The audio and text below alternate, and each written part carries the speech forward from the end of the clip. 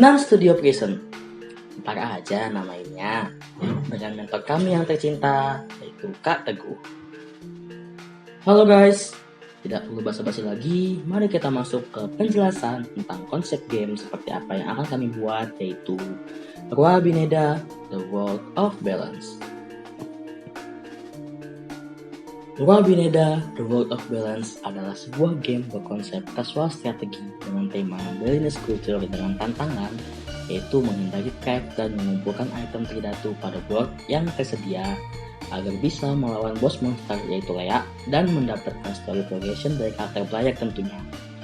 Rua Bineda sendiri adalah salah satu nilai filosofis yang paling dikenal di Bali, yaitu tentang adanya konsep duality seperti hitam dan putih, suka duka, gelap dan terang, baik dan jahat, yang dimana duality itu sendiri menciptakan sebuah keseimbangan, dan itulah konsep dasar daripada game kami, dengan core fiturnya yaitu board game. Core loop kami cukup sederhana, yaitu terdiri dari objektif, challenge, dan pastinya reward.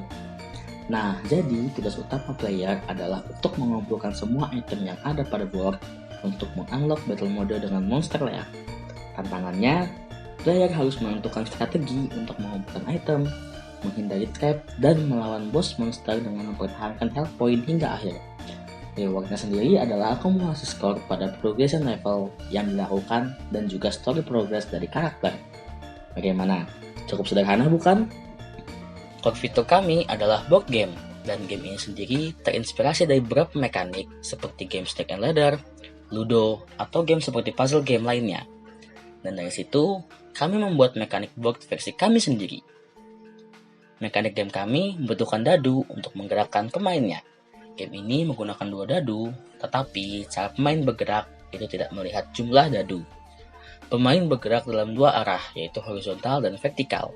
Misalnya, jika pemain melempar dadu dan mendapatkan angka 2 serta 3, maka pemain dapat memilih untuk bergerak 3 vertikal atau horizontal, dan begitu juga untuk dadu lainnya.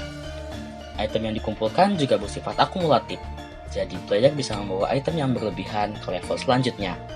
Detailnya, jika pada level 1, item yang dibutuhkan untuk menyelesaikan hanya 25 item, sementara pada level 1 terdapat 30 item, player bisa membawa item yang tersisa ke level selanjutnya.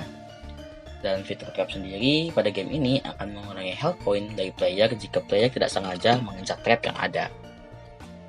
Jadi, inti progresnya adalah intro karakter, menyelesaikan challenge di board atau core fitur, battle dengan boss monster, dan story character progression.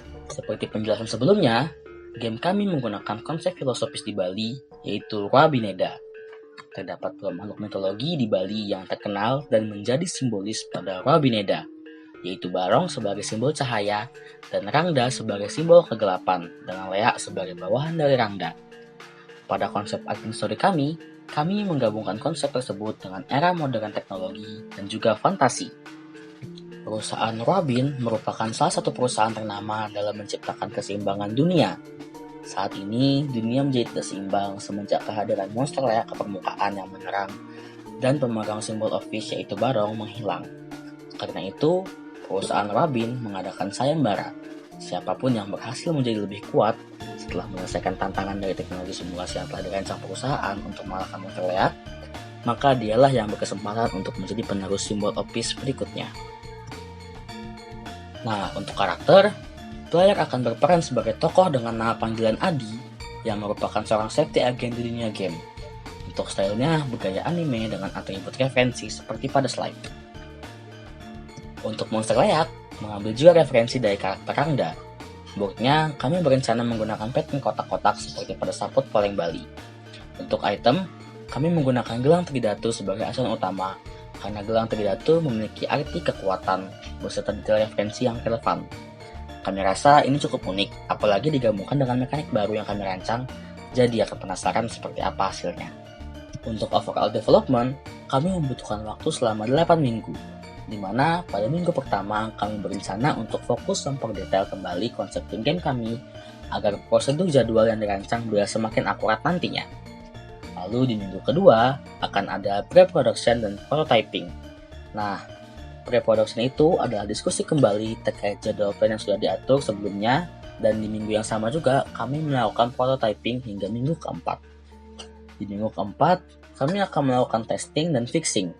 Testing sendiri membutuhkan waktu 1 minggu, dan fixing akan dilakukan hingga minggu ke-6 nantinya. Dan terakhir, di minggu ke-7 dan 8, rencananya kami akan melakukan perilisan. Tapi, kembali lagi, ini masih plan awal dan semoga plan yang direncanakan bisa bekerja dengan baik. Ini adalah tim members dan pengalamannya. Kami memang masih baru dalam industri game, namun kami juga percaya dengan kemampuan yang kami miliki. Jadi, kalau bukan sekarang, kapan lagi kami akan mencobanya?